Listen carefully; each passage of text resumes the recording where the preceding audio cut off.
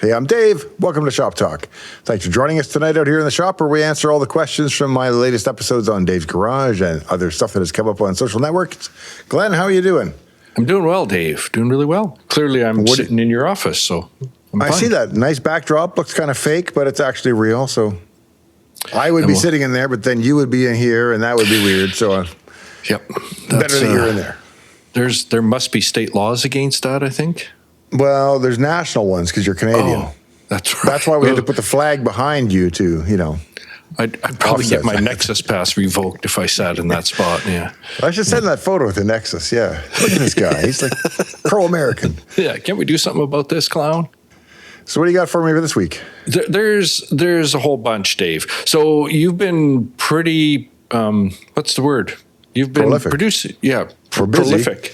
Yes. Prolific in putting out some videos on the Dave's Garage channel. So there's I think another one came out today as of recording. So there's 4 recent ones. So I'm going to leave those ones for next week's episode. So this week we're pulling from the last episode of Shop Talk and the here's why your new PC is slow. The question of the week here is going to go to Robert S. And that's, won't AI fix this? And that's where most of this stuff is going to fall from. So Sora Kagami is going to start us off. He says, I optimized my code, but after listening through your recommendations, there's still many, many aspects that I should be adding to how I design code and extras I should be testing for, especially with regards to performance. So he says, is it possible to trouble you to share some of the types of prompts you would suggest we add to LLMs when using them for coding with regards to improving performance and capping resource usage? Well, for me, I think the biggest thing is that I'm able to give it specific instructions. I don't just say, make it faster. You can do that, then it will kind of look at it and figure out maybe what its perspective of why it is slow. But I often look at the code and I suspect, hey, I think you're doing, as a concrete example, in my Robotron AI, there are 100 enemies. And I make many passes through these 100 enemies. I'm doing things like measuring how far away they are and what's the shortest vector to the nearest robot, all these kinds of calculations. And I'm going through the list many times. And I had AI write the code to do that. And it was slow. And so I said, first of all, make sure you're not doing any order 1 searches here because we don't need to in this case. We could just treat it as an unordered list. And make sure that any work you're doing on the pass is cached and available to other passes so that you're not doing the same work over and over 5 times. If you're doing 5 different things, don't walk the list 5 things, walk it once and do 5 things on each enemy. Things like that. But if you have never written code, been burned, written slow code, had to fix it, found out why it was slow in the first place, and explored all that, then it's very hard to know what to tell the AI to do. So if you're an experienced programmer, you can just tell it, I got a sense that you're probably not caching this information from frame to frame and you're recalculating it every time, and that must be expensive. And I can't find any evidence in the code of you caching it, so where is that? But if you have no idea and it's just slow and you say, please make it faster, not a great result usually. Yeah, which gets back to all that previous talk about, AI is going to be able to do a lot, but it's still the more you know in terms of programming or development, the better you should be at using AI to create better code. So, yeah. Well, the big thing is that it is a tool that will empower people sort of proportional to their skill level now. So even people that have almost no skill in programming, like my daughter, she cranked out a website that searches for fashion items in various categories and organizes them, and you search an index, and she doesn't know how to code beyond maybe some very basic JavaScript. And cranked out this site with AI, and I published it live on my site. And that is something that was almost impossible 3 years ago. But on the other hand, you can't sit down with AI yet and say, write me an operating system or write me a binary copy of a word processor that I can download that is compatible with Microsoft Word. We will be there in 3 to 5 years, but we're not there yet. If you have the coding and dev kind of experience, could you prompt it enough to generate something that would be close to that? Yeah, but you would literally be acting like a program manager for Microsoft in the 1990s, writing a spec that says, hey, when you click on this menu item, here's what happens, and you would need to provide it at that level of detail. So if you had that level of detail about, Microsoft Word, and if you had a model whose context window was big enough, which I haven't really verified, but I know some of them are up to 1 million tokens now, so it should be able to take your script. Yeah, it should be able to actually get very close. Now, you can't give it ambiguous things like you must be able to just load Microsoft Word Right. And if that is a proprietary format known only at Microsoft, it's not going to figure that out. So those kind of things are beyond ability. But for things that are actually possible, it's getting close. Like a version of Notepad. Yeah. Which you did Retropad. Retropad. This is just a quick little comment here. Pennywise, and this says, you created Task Manager? Holy smokes. When I think of how many times in the last 30 years it saved my butt. Thanks to 11. I don't think I'll ever use Windows again, but if I could somehow port only one app, I'd take Task Manager. So, well, thank you. I wrote it for myself, and I have needed it many times in my own life. So it was handy for me, and the fact that that scales by billions of people using the same thing for the same reason is gratifying. So, Onar occasionally needs a restart. So, out of interest, what software available on modern PCs, Macs, or Linux would you say achieves performance in the way you discuss, free or commercial? So I think in terms of apps that I have installed recently, it's not a new app. It's got to be at least 10 years old, but it used to be called Wunderlist. And then Microsoft bought it and worked on it and renamed it and released it as Microsoft To Do. And it is snappy. It does exactly what it's supposed to do. And it does almost everything that you would want it to do in that context, which is a really simple list of things that I need to do. And you can sync it to your phone, and I do it on the Mac, and I use tasks, so I can say, hey, Siri, remind me to do X, Y, and Z, and it will add a task to my Microsoft Wunderlist, or To-Do app, I guess it's called now. So that is the last app still that... getting up to speed with all your accounts. Please try again in a few minutes. Thank you, Siri. Exactly. Got a little desk pod or AirPod on my desk. So yeah, that is probably the last app that I've felt was, really snappy for the user, and I never felt like I was waiting on it. I would like my apps to wait on me, not vice versa. So, Raildig, most of this is well above me, of course, and I'm primarily a Mac user with a late 2012, as well as a pair of new mini M4s on my desk. But what Dave is saying makes sense to an uneducated user. So his question is, how many people like Dave here work at places like Microsoft or Apple and demand this lean running or lean coding? I think there are a lot of people, men and women, that are involved in that craft, in that trade, and still care about those things. But if you've been an engineer for 30-some years and you're yelling about performance in the hallways, you're either a wizard and everybody respects you, or you're an old crank and nobody believes you. And I don't know how that message is received in modern corporate culture. So I would like to believe that if somebody is instrumenting code and says, look, this build starts 30% slower than the build we had last week, and that time is passed on to every user we have, we need to fix this, that the response would be, well, yeah, we got to fix that. But I'm not sure that it is. It might be, well, 30% slower than pretty good is still pretty good, right? So yeah, let's ship it. And I don't know. I haven't worked in the software industry for a while, and I didn't work at, I haven't worked at Microsoft for a long time, so I can't speak to what they're doing now. I can't really speak to what anybody is actually doing, but we haven't aged out yet. There's still a lot of us at that age that I think that grew up with the constraints of an era that is a little different than what we're experiencing now. And those people that remembered those constraints and are working within constrained systems still have valuable things to contribute, I think. So, yeah, they might be fighting sort of a different corporate culture, I guess, right now. Yeah, I've been out of it so long, I don't know anymore. The grumpy old man, that's where I'm moving to, yeah. Will not challenge us as a bit here. I think I made the comment last time about AI and Stack Overflow. So he says, I think there's one important point you're missing on the top of how AI is using existing content. So he says, when a human goes to Stack Overflow, that site's making money to support itself with the ads it serves. When a bot scrapes the site, Stack Overflow doesn't earn any revenue. And when Google uses AI in the search results that display that information, the user doesn't even go to Stack Overflow, but still gets the benefit of that information. So he says, if sites like Stack Overflow can't support themselves, they will disappear. And then where will the AI bots get their data from? Well, I agree and disagree at the same time. So I agree that when it says that I'm not plagiarizing the information, but I'm summarizing it sufficiently well that you don't need to see the original information anymore. Okay, is that a crime? Because that's what Wikipedia is predicated upon. You could go and do a whole bunch of research, or you can just read the Wikipedia page on Moose Jaw, Saskatchewan, and know all there is to know about it. So is Wikipedia therefore stealing anything because they're shortcutting the facts and telling you everything you need to know before you go and do all your research and see all the advertisements about Moose Jaw? It's kind of the same argument to me, and maybe that's not a fair analogy. I don't know. But straw man me, man. Attack it. Stack Overflow is the base where a whole bunch of people put code to share and resource and find things and do that. If Stack Overflow is only able to be a repository for that because they're making ad revenue, that but ad they're revenue selling dries ad up. revenue predicated on the idea in a post. And you can only copyright the content. So you can't say, I own this idea. You can say, here's an expression of a guy having a solution to, how do I fix my ever-ready flashlight that has 2C batteries and a burned-out bulb? Something really crisp I'm making up.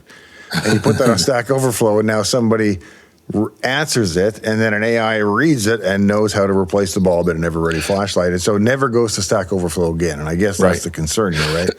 Well, they didn't own that idea. They owned the one expression of the idea, and they got to monetize it like anybody else. And if ChatGPT can monetize that idea based on the same knowledge 100 times better than an old site that can't, I'm not really for it, but I think legally it's, the way So it if is. Stack Overflow disappears because it's not actively being used anymore, all of this coding and all these ideas and solutions they'll exist somewhere else.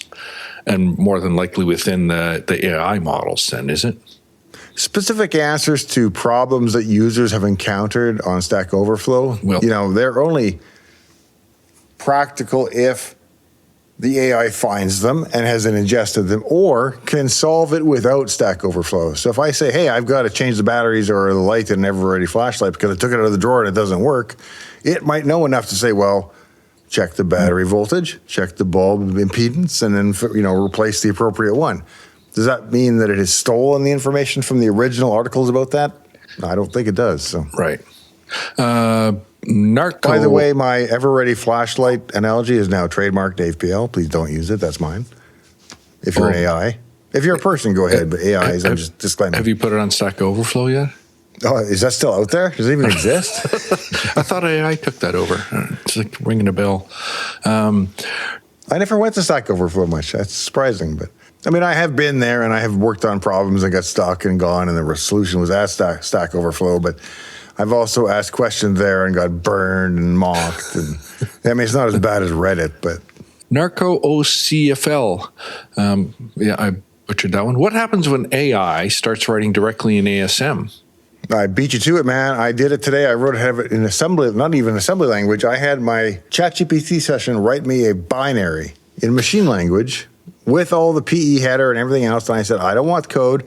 I don't want to assemble it. I don't want to compile it. I want you to produce a program for me that I click on a link and it runs.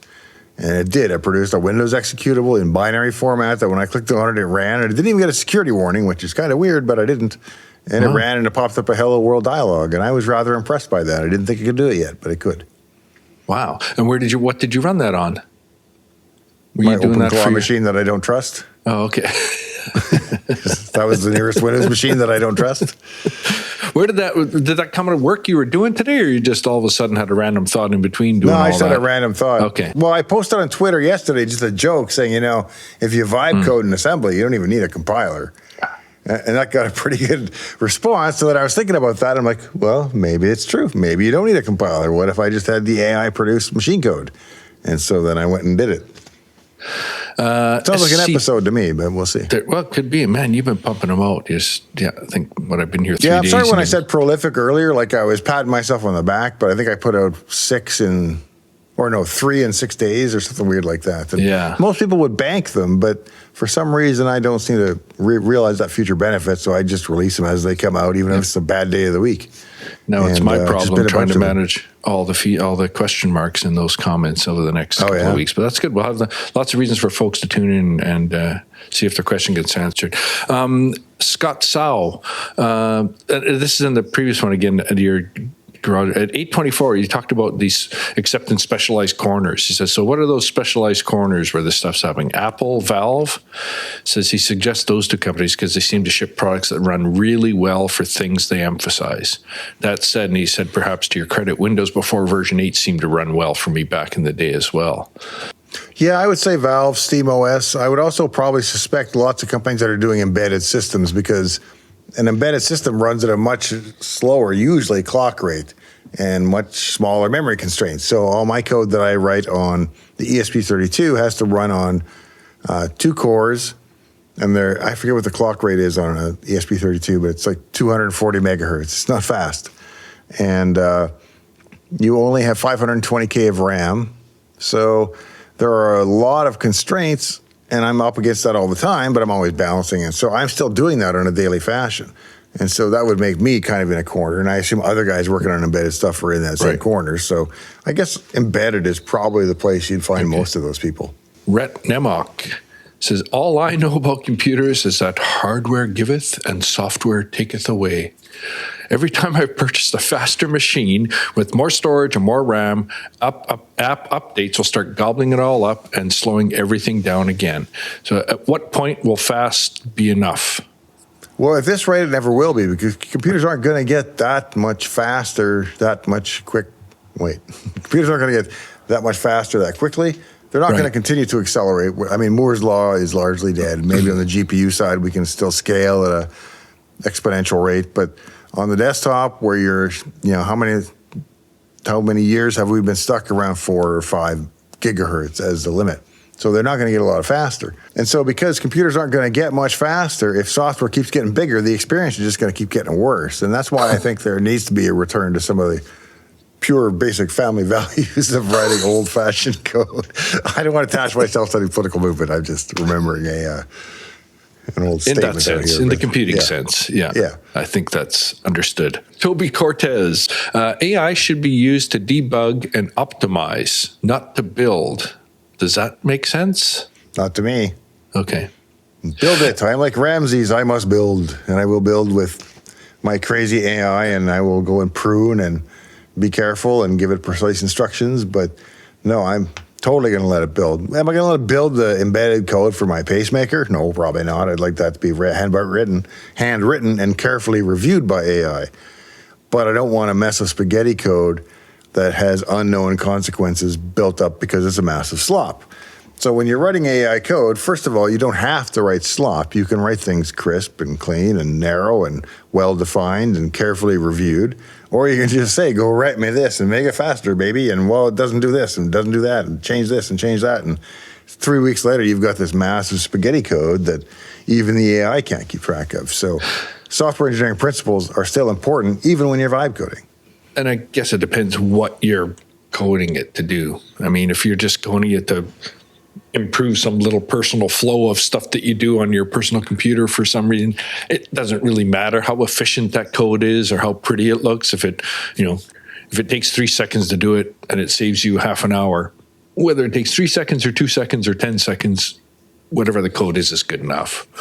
But when you get into some real fine stuff, and coding it, I think, isn't exclusive of the debugging and optimizing. It shouldn't be anyway. I think it's kind of analogous to the old thing of people would say, well, I want to write a program to do X, and I just need it, around as a utility. I'll write it in BASIC. Oh, BASIC, that's gross. Yeah, write it in C if you're a real man. But maybe BASIC is good enough. And I think it's kind of like that. Sometimes AI is good enough. If you're doing an embedded system, if you're doing a rocket navigation system, you probably want handcrafted code. But it's like if you're building a car, do you want it built by an assembly line or a bunch of artisans? Because the artisans one will be nice, but it's going to be really expensive.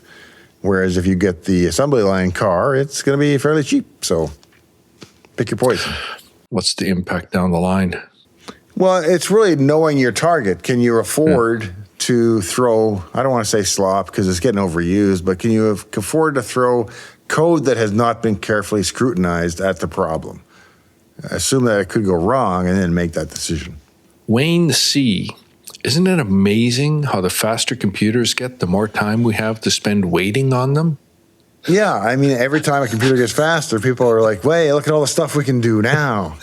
And it just makes things slower because not everyone wants to do those same things. So this slowing down, I think in the older days, some of that was, your machine was sort of filling up with a bunch of remnants and garbage, I guess, and you could clean your system to speed it up a bit. That's got to be less of an issue now?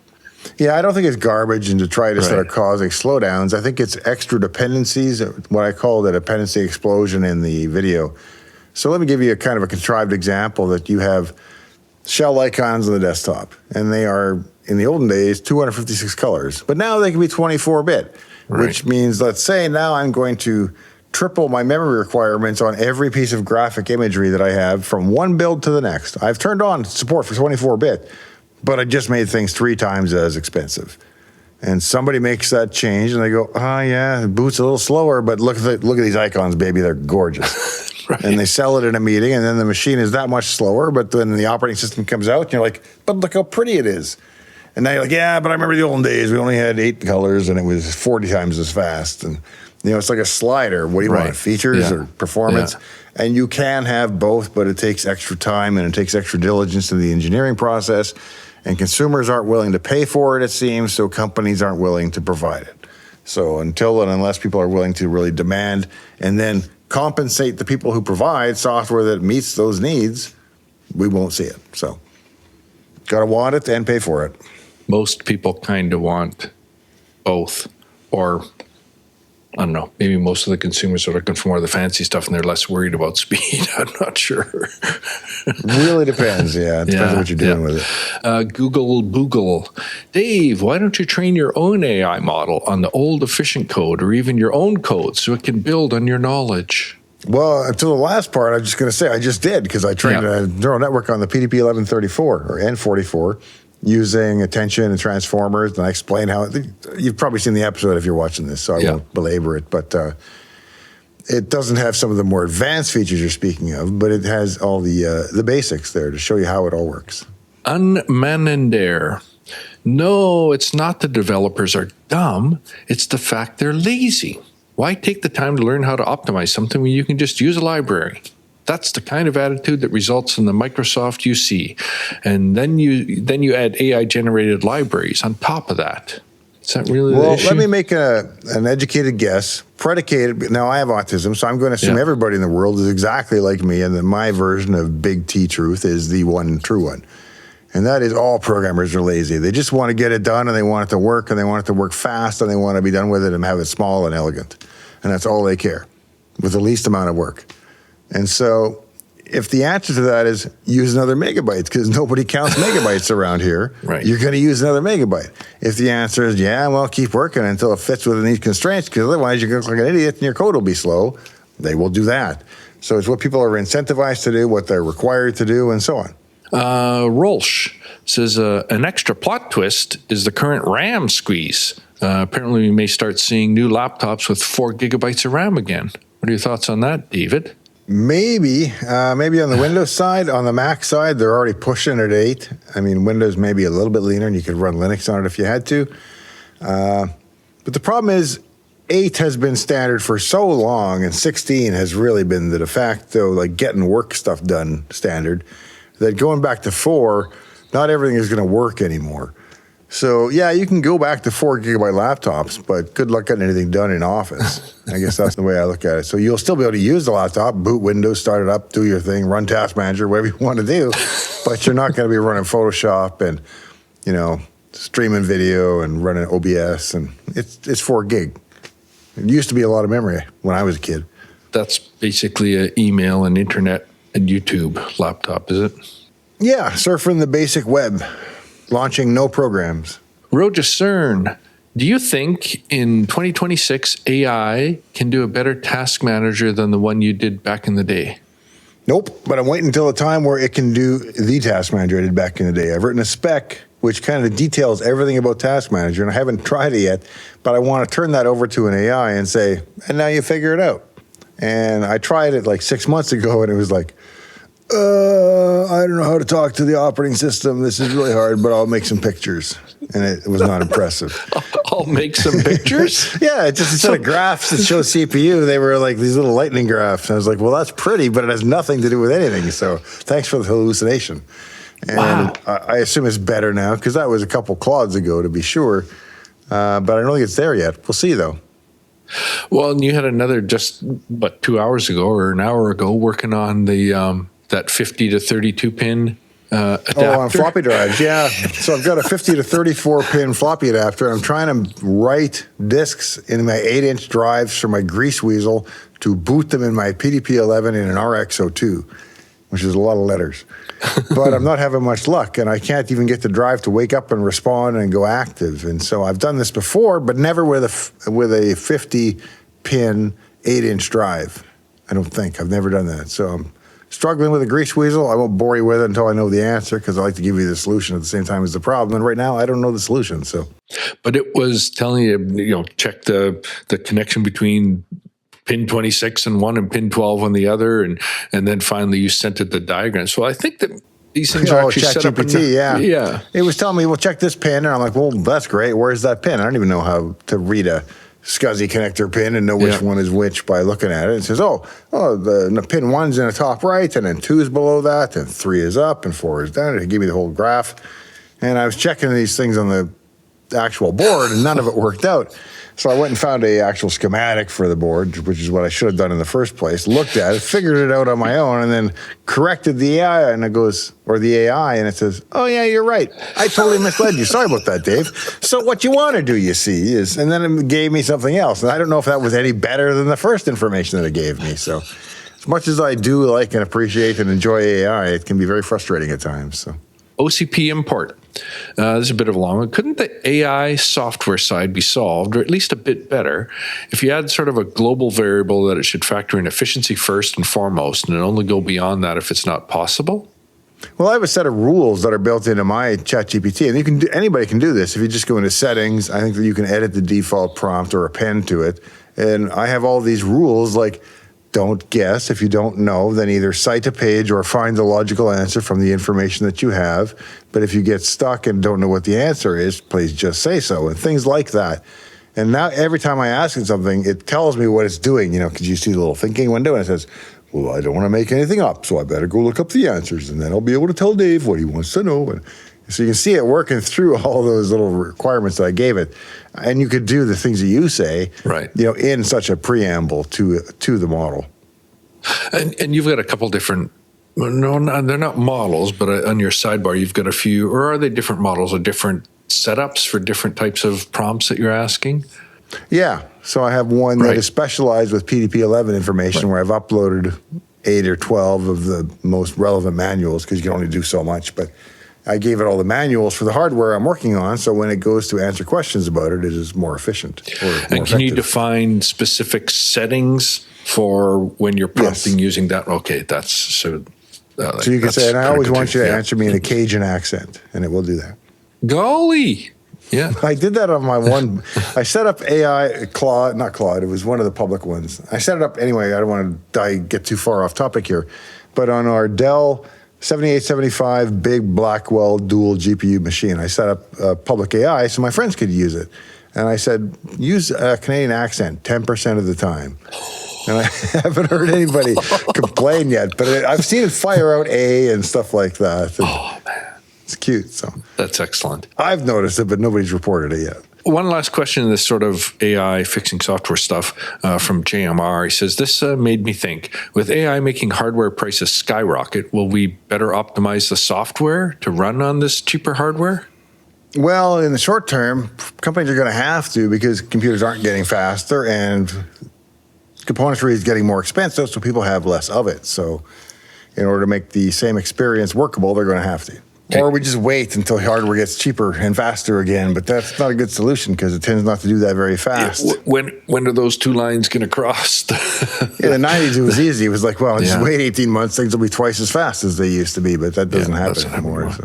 Okay, Paulo Roballo says, how can I give 2 or 3 likes? One is simply not enough. Great talk. He loves your stuff, Dave. Thank you. We'll sign up your family, have them each give an independent like and a subscription. That's the main thing. Set up, get multiple YouTube accounts, and like it several times. And then Jolex Nerd also says, how dare YouTube hide this for 1 whole hour? Great video, though. So I'm not sure what's going on. The algorithm seems to be a little bit off, so folks should double check and make sure that they are subscribed. And you got 2 channels. 2 channels. Dave's Garage. You might think you're subscribed to Dave Garage, you're getting this, you're enjoying it, and you go, I'm not subscribed, I never saw it again, how do they hide this from me for an hour? Well, the answer is maybe you weren't subscribed. So get subscribed now, please. Thank you. And so this is Shop Talk on the Dave's Attic channel, where we take questions from the comments from both channels and sift through about 30 or 40 of them, and every week I ask them to you, like this. Well, let's get on to the next one. How's it going? Starfleet AU. I'm assuming that's Australia. The other thing that's becoming annoying is the frickin' hard drive size of even small programs, hard disk drive size. Why does a simple app these days somehow manage to bloat so far? It's like, for freak's sakes, optimize. Yeah, I have no idea, to be honest. I mean, it's crazy because if you look at something like Microsoft Flight Simulator, it's a huge download. It's like 100 gigabytes, I believe. But it has a map of the entire world, and you can fly to your house and look in the window. So why does anything need to be 10th the size of that? I have no idea. I think a lot of times you get a Docker container, and they start with Ubuntu as a base image, and then they start slapping packages on top of that, and pretty soon their package is like 8 gigabytes, and well, it's all required functionality. Well, it's not the shortest or smallest way to get to that set of functionality, but it's one way to get there. So if people put up with it, that's what we will get. And I'm kind of harping that one like it's everybody's own problem that they're getting shitty software. But if companies make it and you praise it and you use it and you pay for it, they will make more of it, whether it's good or bad. So keep that in mind. Cathrack says, I'm not sure if you even read this, Dave, but in my view, there's an extra point which you did not consider. Most applications now are web apps. They are slow because they always have to download stuff before displaying them, at least on the first start. Yeah, on the first start. But no, latency is no, I mean, for certain high speed, high response apps, yeah, but my metrics dashboard for Tempest could do 30 to 60 frames per second, which meant the latency for a single frame was 1/60th of a second, which makes it pretty fast. So if you're sitting there waiting for seconds for a page to load, somebody's not doing something right somewhere. mtuber 9079. Sorry, I'm just one random viewer that happened to pass by and wondered if there's any textbook that teaches how to avoid bloat programming, or a textbook that teaches how it was done back in the day. You know, not that I remember. Nothing that was really constrained to size. There was a lot of good books on debugging and on how to write code that had fewer bugs, but not so much on the constraint size. So hacking would be a good example, but people are hacking and keeping things small to fit into places because they have to be secretive about their existence, as opposed to the machine being constrained to smaller amounts of memory or storage. But because it has the same type of pressure, I think the hacking community is pretty good at keeping things small. Grotty Boots has asked a couple questions before, and now they're looking for help. It says, help me troubleshoot Windows leaking handles problems. I've caught 2 programs that can leak and consume over 1 million handles, leading to some weird Windows behavior. But how do I troubleshoot that? Kill them one by one, and when the handles free up, that's your bad boy. And then figure out who made that app and report it to them. You probably can't fix it. You can probably only report it and say, hey, your app, when I'm in this scenario, does this thing and leaks 1 million handles. Maybe you can change the scenario enough to make it not leak handles, but kind of a wild guess. So start with Control-Shift-Escape. Yeah, and obviously, so back up your system, do all the right responsible things, and then just start killing things wantonly and see if it gets better. That's what I suggest. Evelyn Jacobson throws in a ha-ha here. All correct, nothing new. What was that old joke? Windows NT makes a 486 run like an 8088? No, I never heard that one, actually. I was there a long time, and I never heard anything like that. I saw a domain controller take 45 minutes to boot on Cairo, but it was unreleased. No consumers were harmed. That's why you shortened the trip to just Tukwila, right? Yep. And we can get there from here. Stefan Bendel. When I program in C instead of C++, it's funny how you do things more direct and efficient. If you have to init some data structure, you call the function for that. In C++, you try to make 5 different patterns work together. Instead of doing things explicit, you depend on implicit abstraction working together. And then every call to an object now is a singleton that checks if it's ready. Well, yeah, you don't want to get into that state, but it's like C is plumbing a bathroom with copper line and solder and a torch. And doing it with C++ is like, I got a big manifold and a bunch of push lock tubes. I just slam in there and I go plug them into the other manifold. And holy cow, I got 12 ports on each. They line up. It works great. Until you realize later that number 8 went to number 10 and 10 went to 8 and somebody's getting scalding hot water in the baby room. But for the most part, being closer to the metal is a very different experience, and it's a lot more enjoyable, but it's also a lot more tedious. So I hope you're doing work that requires you to be at that level. Otherwise, I would be in C++ as well. But just to take advantage of all the functionality and libraries and everything else that are available to you to write code faster, But if it's really important code, heck, write it in assembler for all I care. But C is fine too. Blackthorn Rose, I think you made a comment about the Mac file system. He says, is the easy folder app install or remove thing in Mac truly that simple under the hood? Or is that a cosmetic mode to make it feel simple to the user? Don't know, but I'm just a user when it comes to a Mac. I've never written a Mac app in my life. So if it feels and looks easy, that's all I care. Okay. So he says, don't most non-trivial apps leave scattered debris across the file system? I've heard they can leave debris behind in the library folder pretty commonly, but I've never had to go in and clean it up or, run disk space keeper to find where all these Hive files were or anything catastrophic like that. So I'm not saying it doesn't happen, but it's not a challenge I have faced. It may not be completely tidy, but it's significantly more tidy. Yeah, and it seems like there are fewer places to look. Okay. It's like look in that folder, or look in applications, or look in the library. And if it's not in one of those and not in your home folder, it's probably nowhere. But, in Windows, it's like, well, there's documents, settings, and programs, users, and there's like all these places that could be in the registry. And right. More confusing for me. Techno Bubba is going to pull us back into the C++ here, I think. It says, unfortunately, increasing entropy is what is infecting the software engineering, starting with the language du jour of a few dozen best languages, with C++ being the prime example, creating 1 megabyte stacks. WTF. Don't know, man. My C++ is small and tight and clean and tidy, so whatever yours is doing, you're doing it wrong. Maybe look to AI to help you optimize that? Yeah. Ask AI to make it smaller. That'll help. A language is a tool, and if you just take the full thing and you throw the full CRT at it and pipe some code through a runtime, you probably got a giant binary at the end. Don't do that. Learn what you need to learn in order to understand. I wrote a binary today that was 1K. Actually, I vibe coded a binary that was 1K. Remember I mentioned the binary that I had AI generate? Yeah. It was 1K, and I think that's as small as it can make. So the code was actually smaller than 1K. So if AI can do it, so can you. Mark Lenning's hot take. The internet made software worse. If the cost to patch a bug is essentially free, why not ship them? Sending out floppies was a cost. Yeah, that's a good story. I would like to hear, is it Brad Chase or Brad Silverberg? There's two guys at Microsoft that kind of had similar, one worked for the other, and I don't remember which guy was which. But one of them was responsible for launching Windows 95, and I think it was Brad Chase. Brad Silverberg might have been the ultimate responsibility, but the logistics of, we have a warehouse and it has like millions of DVDs or CDs in it, and we had to stop Michael Jackson's CD production so we could take over his run rate and load these warehouses with just millions of Windows 95 CDs. And then somebody comes along and says, oh yeah, there's a little bug we wanted to fix. I know you already printed all these CDs and stuff, and that's got to be a real pucker factor as an executive. Like, what do? You've got tens of millions of dollars worth of inventory sitting in a warehouse. You've got a date you've got to make, and somebody comes by and says, well, hey, I'd like to fix this bug. And I don't think there were any last minute, horrible bugs that they had to fix in Win95. But it wasn't like you got Win95, you went home and then you downloaded the update. That's how things work now, but in those days that didn't happen. So there was no update. There was OSR1, came out on physical media many, many months later, but...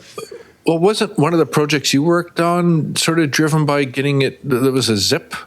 Was it compression or something you were working on to try and get it down to save a couple of disks on the...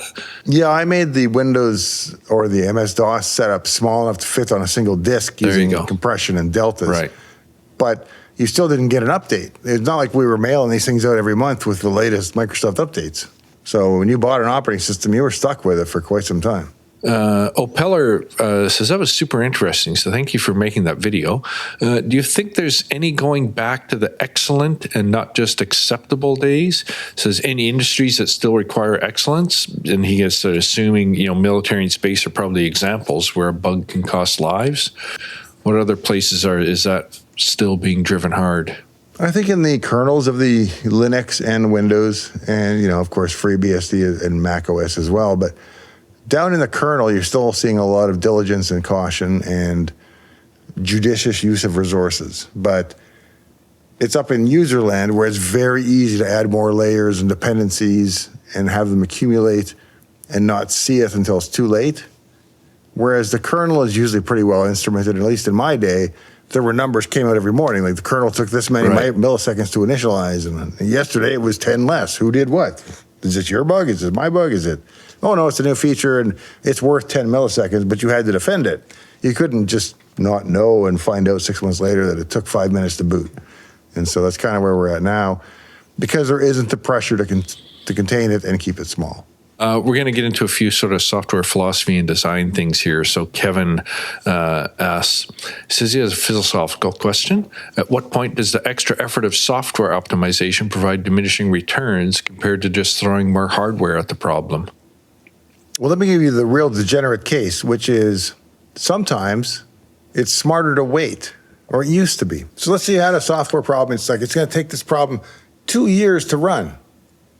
Well, if you wait 18 months, you can buy a computer that's twice as fast, and it'll take 1 year to run. Right. And if you wait another bit, it'll be twice as fast, and you're going to be down to months and weeks. And so it used to make sense to procrastinate. We're not in that era anymore because hardware, as I think we've mentioned already a couple of times this episode, is not accelerating anywhere near with the speed that it used to. So, Makowicz. I think you'd made a comment the last time about the JSON files or something. It says, so what was the different way to send the binary JSON? Binary, pure binary. You got 24 bits of color, that's 3 bytes. That's all you need. And this one from PJ Emerson, I included because it's a pet peeve of mine. I don't know if it's really on topic or not, but I'm there. Here. And whatever happened to tab order? I still grip my teeth whenever I find myself unfortunate enough to be using a program that ignores tab order. Regardless of the program tabbing between fields is still the fastest and best way to use a GUI if the tab order's right. And that's... Yeah, in my day, that was something we spent a lot of time on because of accessibility. We felt sort of an ethical and a moral obligation to the people who were differently abled in terms of interacting with the computer, especially if you were blind and had to rely on accelerators that were audio narrated and stuff. And I mean, the thought of losing your vision is just a horrific thought to me. So I was always pretty sensitive to, let's do the things that make it usable by those people that have suffered that fate. And Windows, that's one area where Windows has always, as far as I'm concerned, been way better than the Mac. I mean, if you try to Alt-Tab and tab through a Windows or through a Macintosh desktop app and it's jumping around, it's inexplicably terrible, even if it weren't defined. So I'm not sure why it's as bad as it is. Sort of tangential, I actually hold a patent on something related to that, one of my patents, which is on a television UI. Let's say you're taking a Windows UI and you're automatically displaying it on a television. And you had 1, 2, 3, 4, 5, 6, 7, 8, 9, 10, 11, 12. And those were your tab stops. Makes sense if you're tabbing, right? But now if you're using an up, down, left, right arrow, that doesn't make so much more sense. But there is no up, down, left, right information. So I had this system where I figured out where everything was, and I gave you up, down, left, right information. So from any node, you could go up, down, left, or right to the nearest node in that direction. And we got a patent on that. Why that's important, I don't know, but it made me think of my patent. So now you know about my patent. Back to basics, plus AI. Software that, he quotes, software that honors the absurd power of the hardware beneath it instead of casually burning it for warmth. Where the hell do you come up with these metaphors? Retired Microsoft engineer, my ass. On the bus, the short bus? No. Yeah, I used to ride the short bus. Nothing wrong with that. Where does that stuff come from, David? I don't know. It's like, I've written a fair bit now. I wrote a couple books before AI, which I'm fortunate to have been able to establish that. I'm not saying I'm a great writer, but I was able to get a couple books out before AI was able to write books for you. So people know that at least what I'm cranking out is not all AI assisted. I mean, even I do use AI, but I think I've tried to make the writing a little more colorful lately, and people have been appreciating it. I was always kind of embarrassed to do that because it sounds corny to me when I think of it and I type it. I'm like, but then sometimes it works. So I will say there were a lot. There always are a lot of comments. People assume that that you go into AI and it spits out this stuff, and you're just reading this stuff out and all these that would funny be nice, jokes. But the reality is that AI is terrible at comedy and metaphors and educational metaphors. So yeah, I mean, I've been here the last couple of days, and you're spending hours going through these scripts to fine tune to then record an episode. So right. If you were a much smarter man or using AI, you wouldn't be wasting 6 hours writing a script for a show. I would use AI if AI wrote a script and I wrote it and went, that's what I was going to say. Yeah. That's what I meant to say. I don't get that feeling when I ask AI about stuff. So I'm not there yet. David Swanson says here too. He says, "Oh, awesome, Dave." He says, "Great, polished, and informative monologue as always.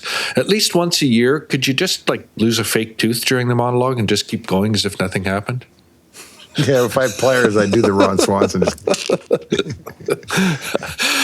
Shafoso, when you worked at Microsoft, did you ever get a sucker on your door? No, I don't know. I saw that in the comments, and I was like, "What is that about?" I don't know what a sucker on the door means. Maybe that was an apps thing or something. We're getting into some funny stuff here. Java Bean says, question, how many software engineers does it take to change a light bulb? Oh, wait. We can edit out my delay. I don't know. How many? None, because that's clearly an issue for the hardware team. All right, I'll accept that. Boom, boom. Okay, wait. I want to back up. Yes, sir. Ask me the light bulb joke again. Okay. Java Bean. Wait. Okay. You ready, sir? Yes, sir. Java Bean has a question. How many software engineers does it take to change a light bulb? Forgot. I thought of a really good answer, and I forgot what it was. What the hell was it?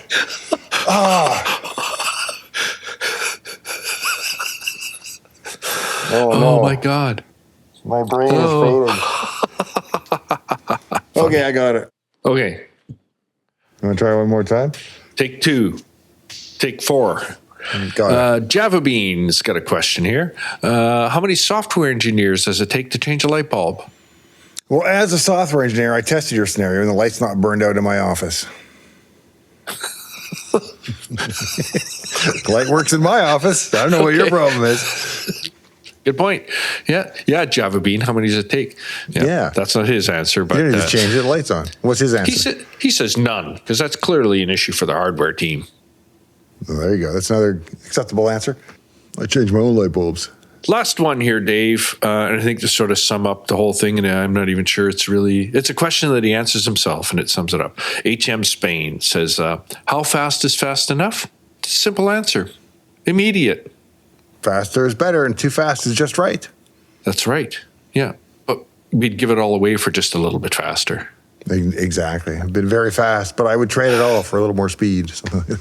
Excellent. I don't know what to somewhere in there. Well, thanks for joining us out here in the shop tonight. Please make sure that you are subscribed to the channel and fire away an interesting question for us in the comments with a question mark at the end so that we can answer it with our witty and engaging repertoire.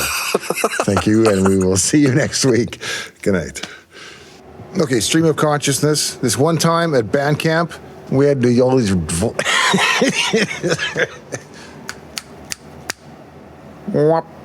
All right, pop you out. Ooh, so serious. The more clips that I watch from the Equalizer, the more I realize I have the beard of an evil Russian. You need like a scar on your eye or something. Is that James Bond? I don't know, because you weren't talking loud. Now you're talking loud. Settle down. Okay. Stop peeking it out. Pick one or the other and adjust the mic. Come on. Yeah. Ground. Yeah, that's 2 F-bombs already. We haven't even started the show. Bring it up. It's like you got all the source material you need. Yeah. I don't want you missing out on your, comedy vocal gold. timbre, whatever. Timber. Yeah, because we are in the Pacific Northwest. It's well forested. Timber is important. What can you tell? Look behind you. Where the hell am I? How did I get here? What foreign country am I in? That's a strange flag. There's too much oxygen. So many trees converted carbon dioxide to oxygen. Can't breathe normally. I've been getting a sense of salmon being saved here. Oh, that's because I'm running the PDP, or I was, right. And that therefore uses more power, which passes more water downstream to the salmon, doing my part. Yeah, and I come to your place, and I sit in the Oval Office, and you're out in the shop. Yeah, I thought, why don't I go to the office and do that? But it'd be weird for you to be in the Dave's garage set, right? So yeah, that would not be good. I think that's like the fourth wall that just can't be broken. Yes, only I may sit here. Although a couple of years ago, and one of my kids was fairly young still, not fairly young, like 12, as a teen, fairly young for an adult. They were talking to somebody online about YouTube. 12 and they're like, years old is nowhere near an adult. I said it's fairly young for an adult. But if they were an adult, they'd be like 20. Whatever. Okay, they were fairly young compared to an adult. How's that? Oh, yes. Yeah. That's what I meant to say. Yeah. So they were, all right, are you almost ready? Yes, sir. I'm as ready as I can get. I mean, I could get more ready, but this is pretty ready enough. You're pretty ready? Okay. Yeah. As pretty as this gets. All right, here we go. Are we recording? La la la la la. Hey, I'm Dave. Welcome to Shop Talk. I got nothing. Should we just start then? No. Okay. Let me think. I got nothing. That's good. I knew what I was going to say, and then I totally spaced it. And then we'll just cut right to the Friendly Giant outro. Yeah, the shortest episode ever. I got nothing. See ya. Join me next week. Yeah. Bye, bye, bye, bye, bye. Andrew Coulter-Bisson gets us off for the first question. Or starts us off. He doesn't get us off. He starts us off. Let's say starts us off. Yeah. She's like, what about this picture made you think of me? DJ, excuse me. One moment, please. Yes. Yeah, and at that.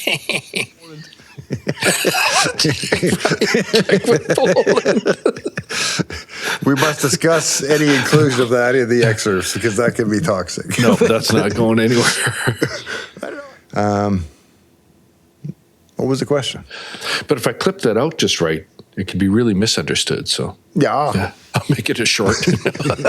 Sorry, Dave. Well, settle down. Now, do you know why Spotify needs like half a gigabyte of RAM to stream some music? Wild times ahead. It's because you pleasure yourself in the bathroom. That's 8. Yep, there you go. And that's Richard- down from 16, which was the old standard. That's like half. Yeah. Pretty close, yeah. Okay, Shut Rain up, Man. Shut up. Just ask the questions, you dummy. No, he misheard that. There you go. Or I was rambling drunk and just said something that wasn't true, but no. It's like a really hot, really smart girlfriend that makes shit up sometimes. How's that? I don't know why she has to be hot. Why is AI hot? I have no idea. Because if I was making AI, it'd be hot. Yeah, it'd be hot. Yeah, that'd be like the first thing. You can figure it out. You're not that dumb. All right. I believe. Oh, no, wait. I am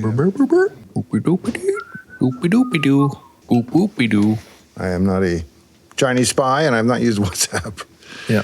I am not a Chinese spy either, Dave. Oh, sorry. I'm supposed to read that out loud.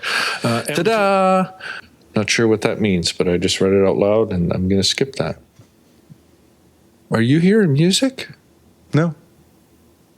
Do you taste copper? Do you smell burnt hair?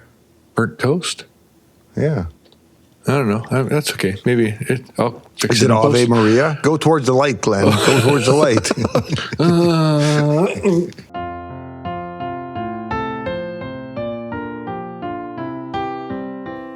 This little chair will be waiting for one of you, and a rocking chair for another who likes to rock, and a big armchair for two to curl up in. All next time, right here on Shop Talk.